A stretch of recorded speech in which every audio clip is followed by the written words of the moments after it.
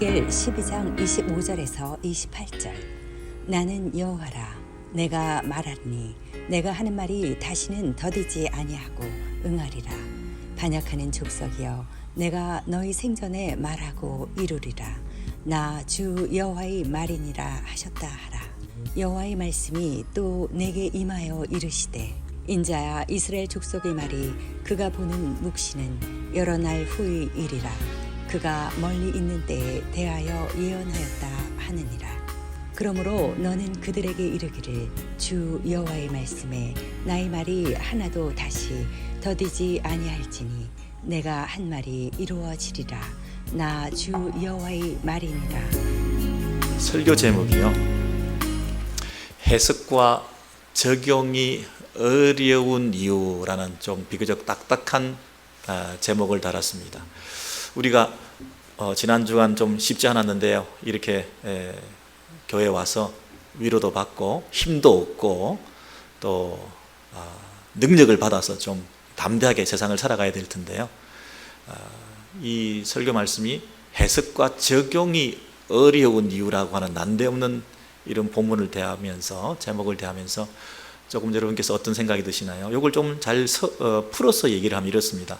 해석과 적용이 어려운 이유, 이것을 풀어서 얘기를 하면, 하나님 말씀과 하나님의 뜻을 잘 이해하고 그 하나님의 뜻대로 살아내면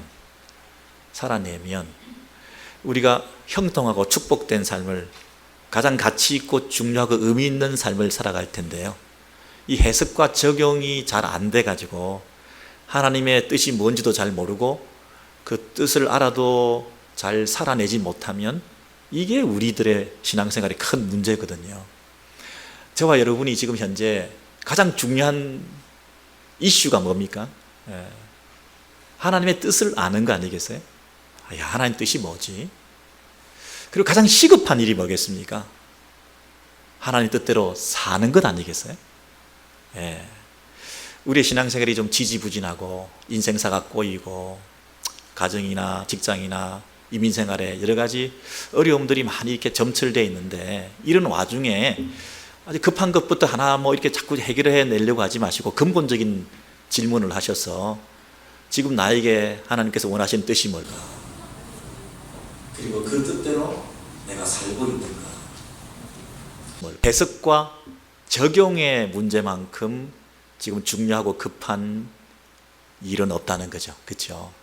그래서 이 하나님의 말씀, 하나님의 뜻을 잘 알고 그리고 그 뜻대로 우리가 순종하면, 살아내면 하나님께서 우리를 통해서 참으로 의미 있는 삶을 살게 하시고 나도 참 가치 있는 인생을 하루를 살아도 살게 될 것이니, 지금 우리가 오늘 이 말씀 특별히 해석과 적용을 어렵게 만드는 게 뭘까 하는 것을 살피면서 정말 하나님의 뜻대로 살고 하나님 뜻대로 살아내는 그런 새로운 출발이 저와 여러분 가운데 있게 되기를 소원합니다. 먼저 이 에스겔서 12장 2절부터 7절의 내용을 보시면요, 그 하나님의 뜻을 누가 알 것인가? 세상 사람들은 모를 거라고요. 믿지 않는 사람들 하나님의 뜻을 알겠느냐고요? 모를 거라고요. 그러면 하나님의 백성들인 우리는 그 하나님의 뜻을 잘 알고 있을까요? 그리고 그 하나님의 뜻을 아는 대로 살아내고 있을까요? 비교적 세상 사람들, 이방인들에 비해서 구약시대 이스라엘 백성들은 명색이 하나님 나라의 백성이고 하나님께서 부르신 족속인데, 그들은 하나님의 뜻을 누구보다 더 잘 알았을 거 아니겠습니까? 그리고 그 하나님의 뜻을 알고 그대로 살아내지 않았겠냐고요. 그런 면에서 이방인들이 아니라 이스라엘 백성들인 구약의 에스겔, 오늘 본문에 나와 있는 이 이스라엘 백성들이 하나님의 뜻을 어떻게 알고 어떻게 살아냈는지를 한번 살펴보는 것이 우리에게도 도움이 될 것 같아요. 자, 에스겔서 12장 2절에 보시면, 그들은 볼 눈이 있어도 보지 아니하고 들을 귀가 있어도 듣지 아니하나니, 이런 말을 하고 계세요. 그들은 누굽니까? 이스라엘 백성들입니다. 이스라엘 백성들은 눈이 있어도 보지 않고 귀가 있어도 듣지 않는다. 하나님께서 분명히 보여주셨고 알려주시고 말씀해 주셨는데도 그것에 대해서 받아들이지 않았다, 이런 뜻이잖아요. 하나님의 뜻을 모르는 것은, 잘 모르는 것은 하나님의 뜻이 클리어하지 않기 때문이 아니라, 성경이 어렵기 때문에 성경 해석이 잘 안 되는 게 아니라, 하나님과 그 백성 사이의 관계에 심각한 문제가 있네요. 그렇지 않나요? 그래서 이 하나님께서 에스겔을 불러가지고 너는 낮에 그들의 목전에서 포로로 끌려가는 퍼포먼스를 하라 하는 거죠. 말로서 안 되니까 극으로서 잘 보이게끔 내가 계시해 주마, 내 뜻을 알려주마. 그 백성들 앞에서 에스겔아 이런 모양을 보여라 그랬는데, 누차 강조되고 있는 게 뭐냐면 그들의 목전에서, 그들의 눈앞에서, 이 말이 계속되고 있습니다. 그들의 목전에서 포로의 행장같이 하고 저물 때에 너는 그들의 목전에서 포로되어 가는 자 같이 하라. 너는 그들의 목전에서 성벽을 뚫고 캄캄할 때에 그들의 목전에서 어깨 메고 그들의 목전에서 나가라. 여러분, 그들의 목전에서 여기 몇 번이나 반복되고 있나요? 여러 번 반복되고 있죠. 이 그들의 목전에서 네가 이런 일을 계속해서 그들 앞에서 이걸 보여라 하는 얘기는 하나님께서 쌓인 게 좀 있으신 것 같아요. 그 이스라엘 백성들이 아무리 잘 보여줘도 보지 못했다고 하는 족속들인 거예요. 그래서 이 이스라엘 백성들에게는 오해받기 싫으신 거예요. 잘 안 보여주고 안 봤다고 할지 모르기 때문에 확실히 보여줘야 된다, 걔들하고 얘기할 때는. 그러면서 따라다니면서 낮에도 보여줘라, 캄캄할 때도 보여줘라, 어두울 때도 보여줘라, 그들의 목전에서 이걸 해줘라 계속하고 있어요. 추워라도 못 봤다고 소리 안 하도록 좀 해라, 이 말 아닙니까? 하나님께서 그 백성들에게 이렇게까지라도 여러 번 그들의 눈앞에서 해라, 눈앞에서 해라. 그 이스라엘 백성들은 보고도 못 봤다고 하는 사람들이다. 절대로 오해받을 짓 하지 말고 끝까지 잘 보여줘라. 한번 보여줬다고 끝내지 말고 또 보여줘라. 이렇게 얘기를 한다는 것은 계시가 어렵기 때문이 아니라 관계에 문제가 있는 거 아닙니까? 이스라엘 백성들이 지금 보고 있는데도 보지 못한다는 얘기는 스스로 눈 가리개를 쓰고 있다는 것 아닙니까? 이스라엘 백성들이 듣고 있는데도 불구하고 못 듣고 있다는 것은 이스라엘 백성들이 귀마개를 꼽고 있다는 거 아니겠습니까? 이들이 눈 가리개를 하고 귀마개를 하면서 안 보고 안 듣고 있는 사람들이라는 거잖아요. 남의 얘기는 듣지도 않고 보지도 않고 자기 생각으로 가득하다는 거잖아요. 자기가 보고 싶은 것만 보고 듣고 싶은 것만 듣겠다는 거잖아요. 이 이스라엘 백성이 하나님과의 관계에 있어서 그런 심각한 영적인 질병에 걸려있는 상태이기 때문에 그들은 보고도 보지 못하고 듣고도 듣지 못하는 자들이다. 이렇게 하나님께서 진단하시고 말씀하시는 거거든요. 여러분, 우리가 성경을 해석한다 하면 성경이 어렵기 때문에 우리가 해석을 해야 되기도 하지만, 그러나 성경은 너무나 천상의 언어로 복잡하고 난해하게 우리에게 주어진 것이 아니라 우리의 말로 읽고 이해할 수 있도록 주어진 하나님의 말씀인데, 이게 왜 해석이 안 되냐고요. 글자가, 문법이 어려워서가 아니라 내가 너무 강하기 때문일 수 있죠. 내 안에 내가 너무 많아서 말씀이 안 들릴 수 있는 거거든요. 하나님이 말씀하시는데도 그 하나님의 뜻보다는 내 뜻이 강해서 그 하나님의 뜻을 잘 안 받아들이는 내 강팍한 마음의 상태 때문에 해석이 안 되는 거거든요. 여러분, 어떻게 생각하세요? 우리는 하나님의 백성입니다. 이스라엘 백성들처럼 하나님과 아름다운 관계를 지속해왔고 오랫동안 교회 다녀왔습니다. 그 누가 뭐라도 우리는 세상 사람들에 비해서 우리는 하나님의 자녀들이에요. 근데 왜 해석이 안 되냐고요. 왜 해석이 안 이루어지고 있냐고요. 성경이 어려웠어요? 설교자가 잘 전달하지 못했기 때문에요? 큐티할 때 여러분 본문이 너무나 난해하고 어려운 구절들로 계속되기 때문에 그럴까요? 분명히 말씀하시는데도 불구하고 우리가 잘 안 들리는 이유 중에 큰 이유 중에 한 가지는 내가 너무 강하기 때문이라는 거죠. 성경을 우리가 볼 때에 하나님께서 나에게 말씀하시는 하나님의 뜻을 우리가 발견하기 위해서 성경을 펼치나요? 아니면 내가 원하는 것을 찾아내기 위해서 그분으로부터 컨펌 받기 위해서 그 성경을 펼치게 되나요? 하나님이 나에게 원하시는 뜻을 발견하기를 원하시는 건가요? 내가 원하는 것을 이루기 위해서 그분을 찾고 있는 건가요? 이게 충돌이 생기면 내가 원하는 것이 아닐 때 우리는 나도 모르게 눈을 감게 되고 귀를 막게 되거든요. 아, 하나님 이거는 너무 센 말씀인데요. 나에게는 합당치 않거든요. 내가 원하는 것은 이것이란 말이에요. 내가 원하는 하나님은 이런 분이신데요. 왜 하나님은 이렇게 다가오시나요? 우리가 이렇게 하나님을 밀어낼 때가 있거든요.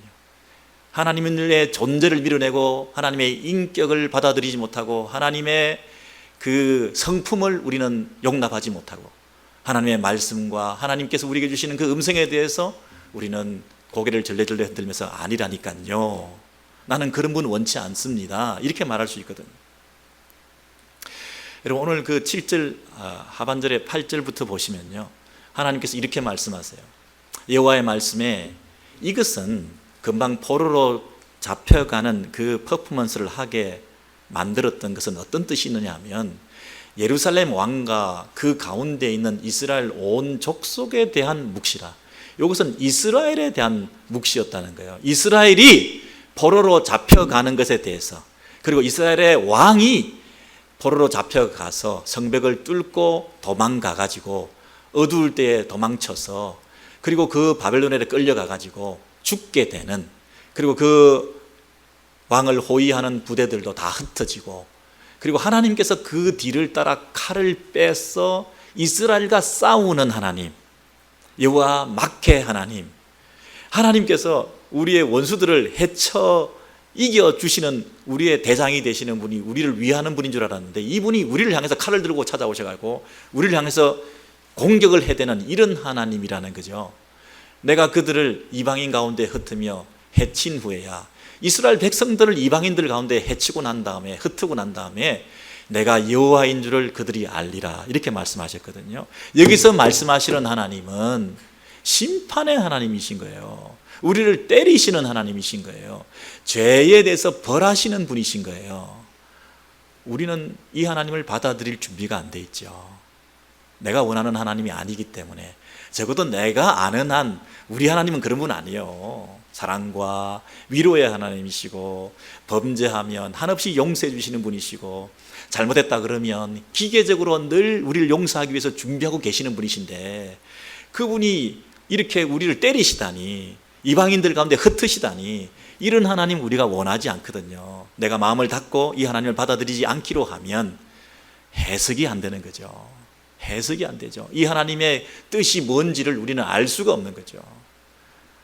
이스라엘 족속들은 이런 하나님 원치 않았습니다. 이스라엘 백성들은 그 포로로 잡혀가고 성벽에서 뚫고 나오고 이런 그림을 자의적으로 아전인수격으로 이렇게 해석을 했어요. 아, 이제 우리가 바벨론으로 포로로 잡혀왔는데 이 포로 생활 청산하고 이 성벽을 뚫고 갈 수 있겠구나. 이제 드디어 우리는 탈출하는 거구나. 이렇게 생각을 했을 수 있겠죠. 왜? 우리가 1차, 2차 포로로 잡혀와서 바벨론까지 포로로 잡혀와 있지만, 그러나 성전은 예루살렘에 여전하고 건재하지 않냐. 성전이 그곳에 있는 한 우리는 그곳에 가야 되고, 성전이 있는 한 하나님은 그곳에 계시고 우리를 버리지 않으셨기 때문에 우리는 잠시 포로로 잡혀와 있을지 모르지만 우리는 돌아가는 것은 시간 문제지. 야, 드디어 이 성벽을 뚫고 이 포로 생활을 청산하고 가게 되는 거구만. 이렇게 자의적으로 해석할 수 있었겠죠. 예루살렘에 있는 남아있는 백성들은 어떻게 생각했을까요? 1차로 끌려가고 2차로 동족들이 다 끌려갔는데도 불구하고 자기들은 성전을 지키며 예루살렘에 남아있었습니다. 그러면 그렇지, 우리는 안 끌려갔잖아. 성전이 있는 한 하나님은 이곳에 계시는 것이고 그들이 돌아오든지 이 성전이 회복되는 것이지, 우리는 뭔가 이곳에 남아서 이 성전을 중심으로 평강을 누리면서 이 성전이 무너질 리가 없지, 이 성전이 무너지지 않는 한 하나님이 이곳에 계시는 것이 우리는 안전해 라고 착각하고 있었을 거라고요. 그런데 이 성벽이 무너져서 그 성벽을 뚫고 포로로 돌아온다고 하니 이제 그들이 돌아올 날만 기다리고 우리는 이곳에서 안전을 계속 유지하면 되는 것이구만, 이렇게 이스라엘 백성들은 해석했을 거 아닙니까? 내가 강하면, 하나님에 대한 이해가 잘못되면 이런 아전인수격인 해석을 통해서 위로를 받는 것이죠. 그것에 대해서 하나님께서 분명히 말씀하시기를 이것은 예루살렘 왕이 포로로 잡혀가는 것이고 그가 성벽을 뚫고 밤에 도망가는 것이고 그리고 그들이 죽는 것이고 내가 그들을 따라다니면서 칼을 빼들고 너희들을 심판하는 것이다, 이렇게 하나님의 뜻을 알려주셨을 때에 이것을 제대로 받아들이고 경성하고 회개했다라면 얼마나 좋았겠어요. 그들의 목전에서 계속 보여주고 계시하고 알려주었음에도 불구하고 눈을 막고 귀를 막고 내가 원하는 것만 받겠다는 거예요. 성경 해석이 왜 어려울까요? 하나님의 뜻을 알기가 왜 어려울까요? 성경이 어려웠어요? 문법을 몰랐어요? 내가 너무 강하기 때문이죠. 내가 아는 하나님의 그 테두리에서 하나님을 내 마음대로 이용하려고 하기 때문이죠. 여러분, 이 자의적인 해석의 위험성을 저와 여러분이 다 가지고 있습니다. 그 종교개혁 시대에요, 루터를 비롯해서 자국어로, 예를 들면 독일어로, 또 뭐 화란어로, 또 불란스어로 이렇게 번역하는 성경 번역한 종교개혁자들이 많습니다. 근데 그들이 다 어떻게 됐나요? 종교회의를 통해서 재판을 받고 다 화형을 당했습니다. 여러분, 성경을 자기 나라 말로 번역해서 모든 성경을 모든 사람의 손에 들려주려고 했던 그들의 그 열심과 충성된 마음들이 어떻게 비춰졌냐 하면 굉장히 위험한 일로 비춰져서 그것을 막기 위해서 그들을 죽여버리기까지 했다는 거죠. 그것은 당시 기독권 세력들이 그 성경을 독점하기 위해서 타락했기 때문에 그것을 허락하지 않았던 측면도 있지만 그들이 생각할 때 이것은 굉장히 위험한 일이라고 하는 생각을 가졌기 때문에 그래요. 어린아이들한테 칼을 쥐어줘서 이 날카로운 칼이 상대방도 상하게 하고 자기도 상하게 되는 이런 일을 당하게 될 때에 이 성경 말씀을 아무한테나 들려주게 되었을 때 마음대로 사적 해석을 가능하게 해서 이 성경을 잘못 해석하면 영벌에, 지옥에 떨어지기도 하고 이단에 빠지기도 하고 이 영혼의 문제를 다루는 이 성경을 아무나 핸들하게 될 때에 찾아오는 그 위험성에 대해서 굉장히 걱정을 많이 한 나머지 이것만은 피해야 된다. 그래서 화형까지 시키면서 못하게 막았던 그들의 그 중심 속에는 선한 의도도 있었다는 거예요. 그게 뭘까요?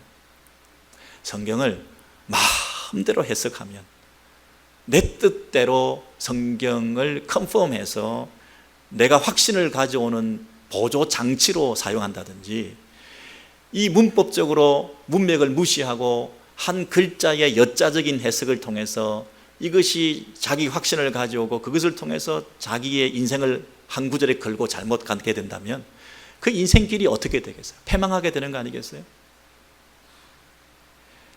자국어로 번역된 성경을 모든 성도들이 내 성경을 가지고 있다는 것은 참 귀한 일이고 하나님께서 허락하신 일이지만 그렇다고 해서 마음대로 막 해석해도 된다는 건 아니잖아요.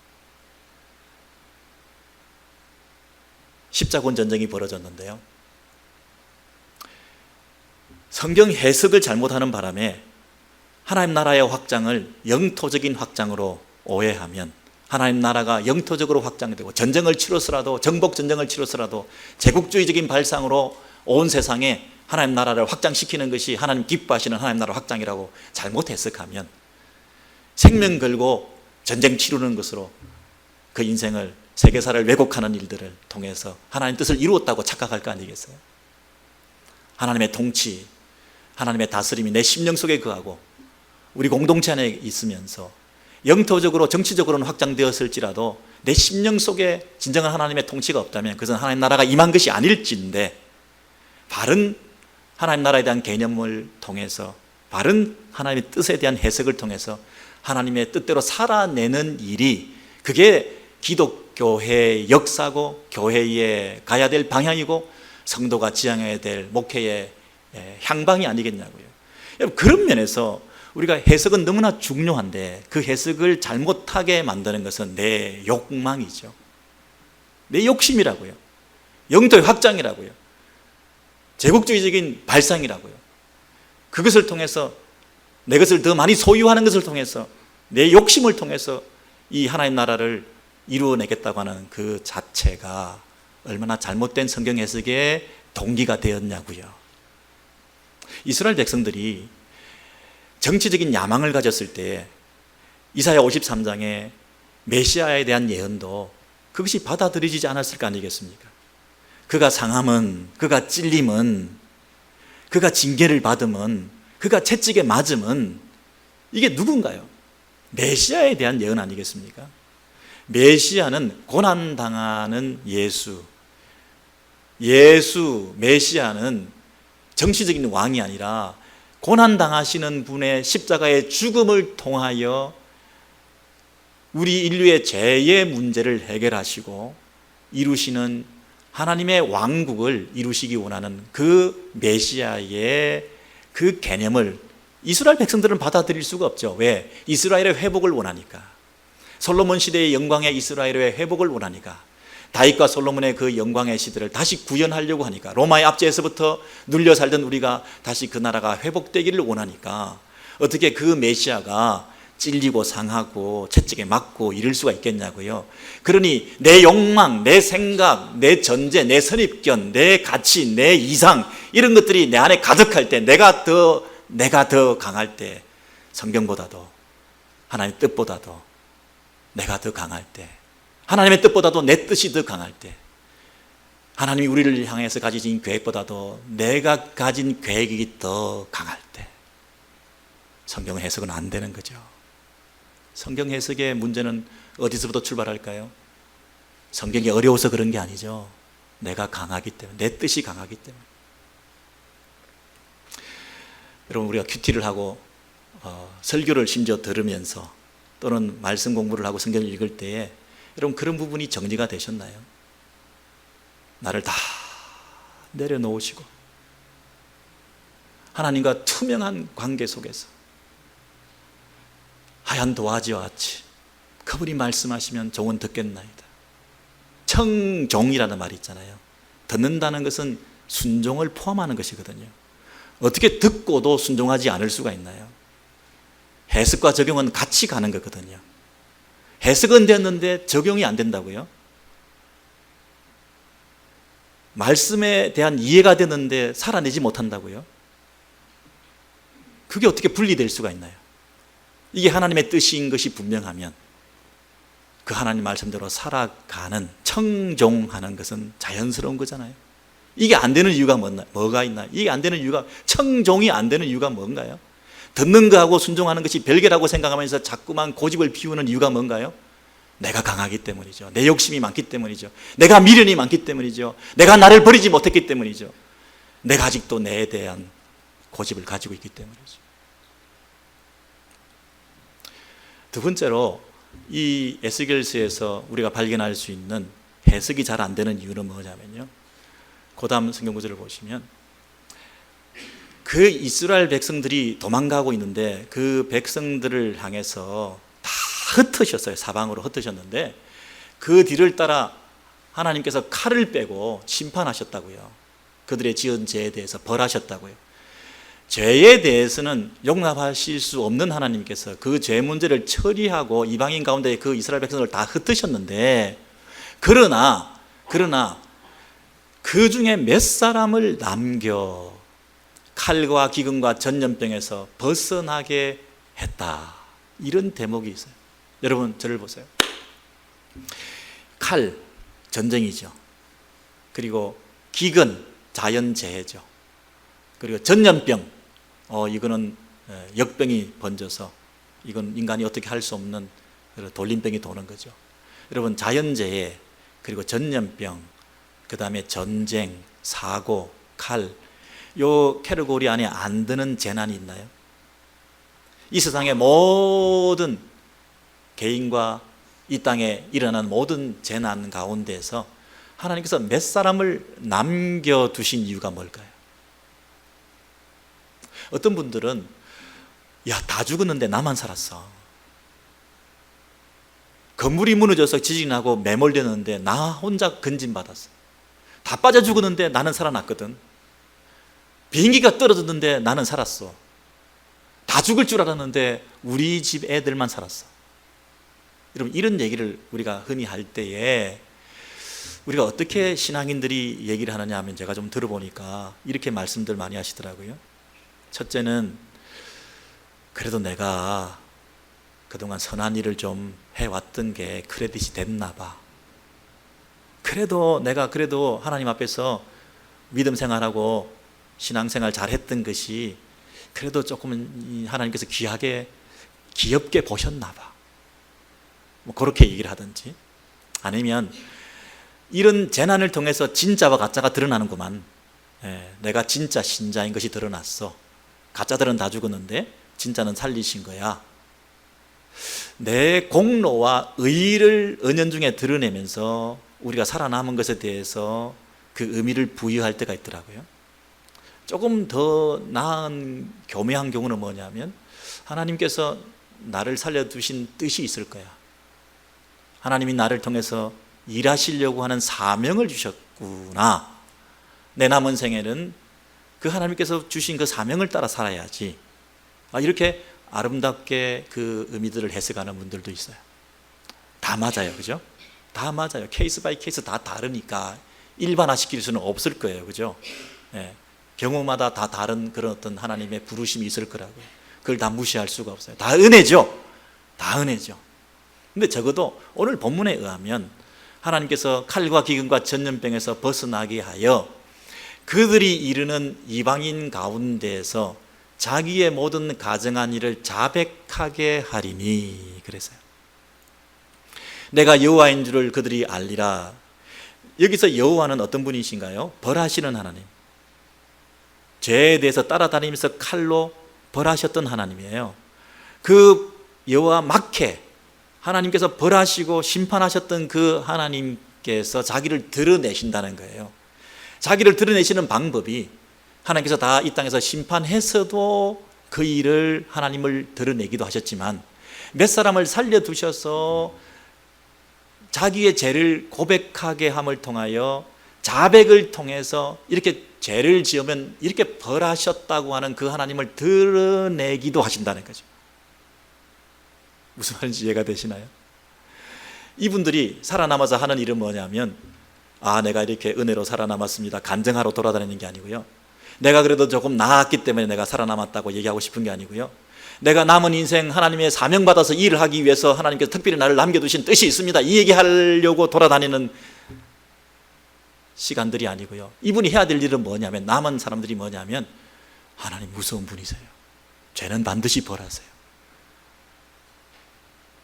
내가 지은 죄를 자백함을 통해서 하나님이 우리를 벌하셨어요. 하나님은 그냥 흘려들으면 안 돼요. 하나님 앞에서 우리가 자신의 모습을 잘 비춰보시면서 정말 회개하셔야 돼요. 여러분, 자기 죄를 자백하고 다니는 것이 즐거울까요? 차라리 먼저 죽은 게 낫지 않을까요? 살아남은 게 더 복이 있다고요? 오히려 그 남은 생애 가운데 계속해서 다니면서 내가 지은 죄를 계속 얘기하고 다녀야 되는데, 이런 죄를 지어서 이런 벌을 받았어요, 이런 죄를 지어서 이런 벌을 받을 수밖에 없어요, 나는 이런 죄를 지었답니다, 가증스럽고 수치스럽고 혐오스럽고 부끄러운 것을 내가 막 얘기하고 다녀야 되는데, 다 토설해야 되는데, 그게 복받아서 내가 하고 있는 간증 집회일까요? 안 하고 싶은 일이죠. 근데 우리는 자칫 잘못하면 내가 살아남은 것에 대해서도 이 하나님의 뜻을 모르고 내 의를 드러내는 기회로 삼기도 해요. 내 자랑이 된다고요. 작은 것만 있어도 다른 사람과 비교해서 그 디퍼런스를 나 쪽으로 선하게 끌고 와서 내 의를 드러내는 쪽으로 이용을 한다니까요. 지금 하나님께서는 그거 하라는 게 아니잖아요. 네가 철저히 죄인이다. 너 가증한 짓 했잖아. 너 벌 받아야 돼. 하나님의 의를 드러내. 하나님의 공의를 드러내는데 네 죄를 토스를 해. 네가 이런 죄를 지으면 이런 공의로우신 하나님 앞에서 벌 받을 수밖에 없다는 얘기를 해. 네가 망가지더라도 하나님의 공의를 드러내. 이걸 하라고 하는데 우리는 내가 살아남았으면 우리가 어떻게 하는 거죠? 내가 더 나았기 때문에, 내가 더 하나님의 은혜를 더 입었기 때문에, 내가 그동안 선한 일을 했기 때문에, 여러분 자기를 더 포장해가지고 자기를 증명하는 일에 내 살아남음에 대해서 자기를 드러내려고 하니 그게 어떻게 하나님 앞에서 바른 뜻을 이루는 것입니까? 여러분 우리가 하나님의 뜻을 따라 사는 것을 방해하는 게 뭐라고요? 하나님 뜻을 잘 몰라가지고요? 아니에요. 자기 의 때문에 그래요. 자기에 대한 한없는 미련 때문에 그래요. 자기를 포기할 수 없는 자기 자존심 때문에 그래요. 내 레피테이션을 그래도 유지하고 싶은 거예요. 그 죄를 죄라고 하고 싶지 않은 거예요. 질병이라고 말하고 싶은 거예요. 상처라고 말하고 싶은 거예요. 실수라고 말하고 싶은 거예요. 연약함이었다고 말하고 싶은 거예요. 그것을 통해서 이 죄로 말미암아 하나님의 벌을 받았다는 얘기를 나는 자존심 상해서 못한다는 얘기예요. 하나님의 그 죄에 대한 공의를 드러내기보다는 내가 살아남은 것에 대해서 은연중에 자랑거리가 되어서 교묘하게 자기를 드러내려고 하는 이 우리의 죄성 때문에 하나님의 뜻이 잘 해석되지 못해요. 그리고 하나님의 뜻대로 적용해서 살지 못한다니까요. 세 번째, 그 다음 성경구절 보시면 에스겔서 12장 21절부터 28절 이런 내용이 있어요.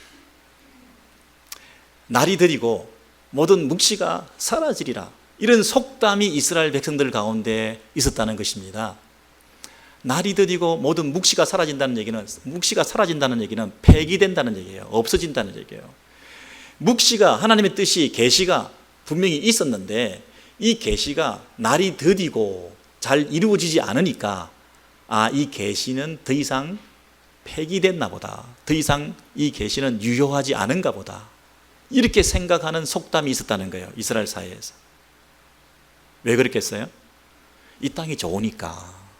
심판이 있다, 멸망이 있다, 이 묵시가, 계시, 하나님 뜻을 알려주셨음에도 불구하고 이스라엘 백성들은 아무리 기다려도 이루어지지 않는 이 심판에 대해서 없는 걸로 한 건가 보다, 이 땅이 여전히 계속되는 걸 보니까 나는 이 땅에서 밀어내고 계속 살면 되지, 이 땅이 무너진다는 생각은 더 이상 하지 않아도 된다라고 스스로 정리한 거예요.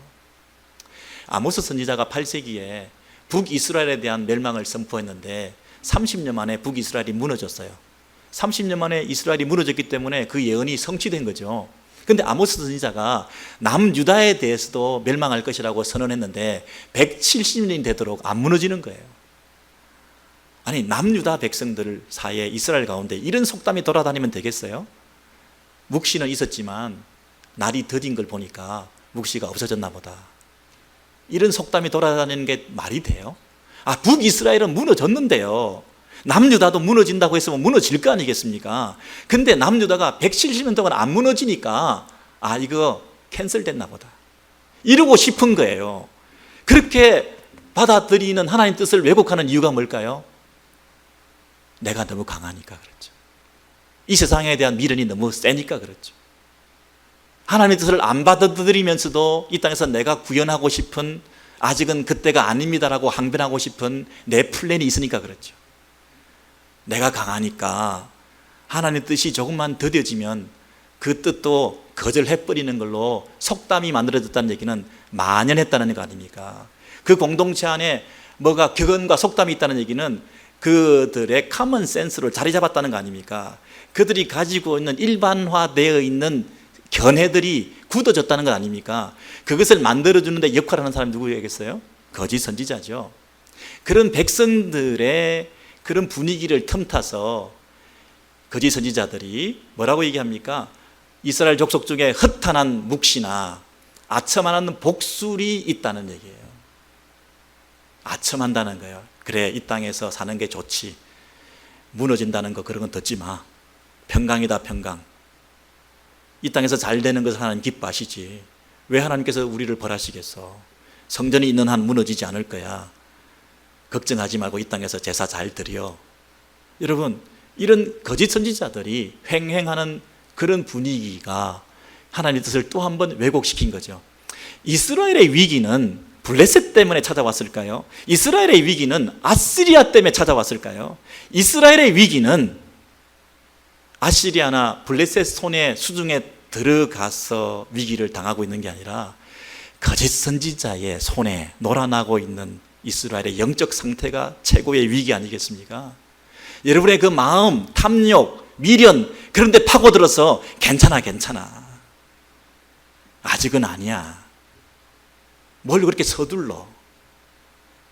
하나님 말씀이 내 가슴에 탁 부딪혔는데도 즉각적인 순종과 헌신을 유보하고 있는 이유가 뭡니까?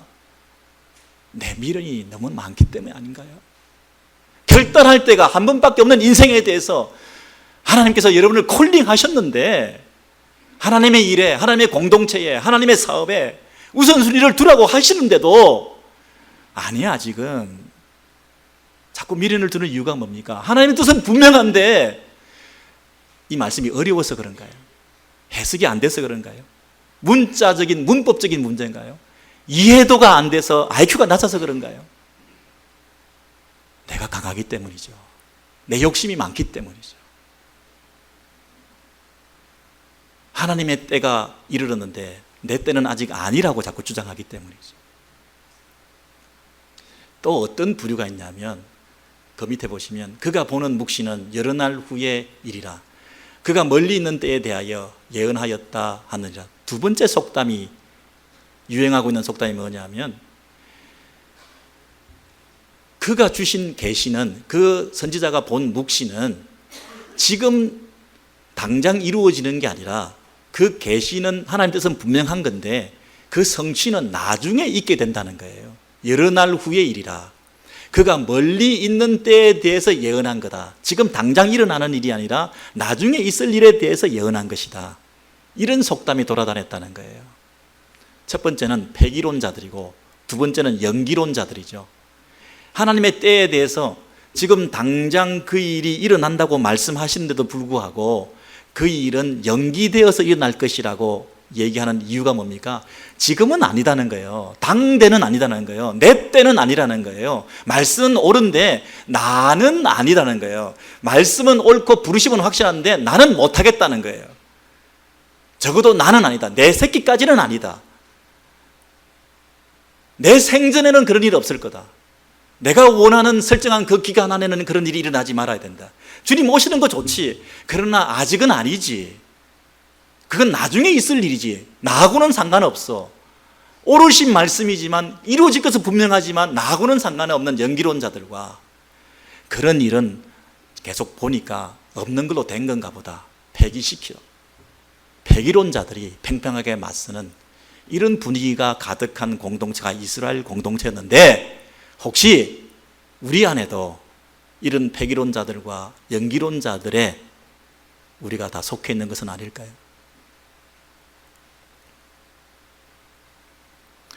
여러분, 오늘 세 가지 말씀드렸습니다. 우리가 하나님의 뜻대로 하나님 뜻을 잘 알고 해석하고 그리고 그 하나님 뜻을 따라 순종하고 청종하는 그런 삶을 사는 것이 우리 인생에 지금 가장 시급하고 중요한 문제다. 여기에 여러분 다른 의견 없으시죠? 적어도 세상 사람들도 아니고 하나님의 백성들인데 하나님의 백성들은 하나님 뜻을 알기를 원하고 그 뜻대로 순종하는 것이 가장 중요한 문제 아니겠습니까? 근데 그것을 방해하는 것이 세 가지가 있는데 첫 번째는 내 뜻이 너무 강하다는 거예요. 내가 원하는 것이 너무나 세요. 그래서 하나님이 원하시는 것을 배척하고 밀어내는 거 있죠. 두 번째는 내 의가 너무나 강해요. 하나님의 공의를 드러내는 일에 쓰임받아야 되는데 그 와중에도 내 의를 포기하지 않아. 내 자랑과 내 의의를 내세우며 자기를 그럴싸하게 포장해서라도 나를 버리지 않는 그런 모습으로 끝까지 사니까 완전히 무너져서 나는 아무것도 아닙니다, 나는 철저한 죄인입니다, 하나님의 의의만 드러내기를 원합니다, 이런 자세가 아니라 적당히 나를 포장하고 하나님의 그 성품을 이용하고 하나님의 능력을 우리가 힘입어서 나를 개발시키고 나를 드러내고 나를 발전시키고 나를 주장하는 일에 이 하나님이 이용당하고 있는 이런 꼴을 우리가 취하고 있으니 이 자기의 이것이 너무나 강하지 않냐. 세 번째, 하나님의 때는 분명히 지금인데 즉각적인 순종을 원하시는데 내 때가 아니라고 자꾸 얘기하기 때문에 그 때를 자꾸 유보시키니까 이 하나님의 뜻이 지금 이루어지지 않고 있는 거죠. 여러분, 하나님의 말씀이 어려워서가 아니라 내 때가 너무 강하고 내 의가 너무 강하고 내 뜻이 너무 강해서 이 말씀이 해석되지 않고 하나님의 뜻이 선명하게 드러나지 않고 선명하게 드러난 그 말씀대로 살아내지 못하는 해석과 적용이 어려운 문제가 바로 우리 안에 있는 거 아니겠어요? 오늘 이 말씀을 통해서 우리의 삶 가운데 하나님 뜻을 따라 살아내고 그 뜻을 잘 깨달아서 순종하는 삶을 통해 하나님께서 영광 받으시고 여러분 한 번밖에 없는 인생 지금 순종하시고 결단하시고 마음을 정리하시고 하나님의 때에 하나님의 뜻과 하나님의 의를 드러내는 삶을 통해서 영광 받으시는 여러분의 일생이 되기를 주의 이름으로 소원합니다.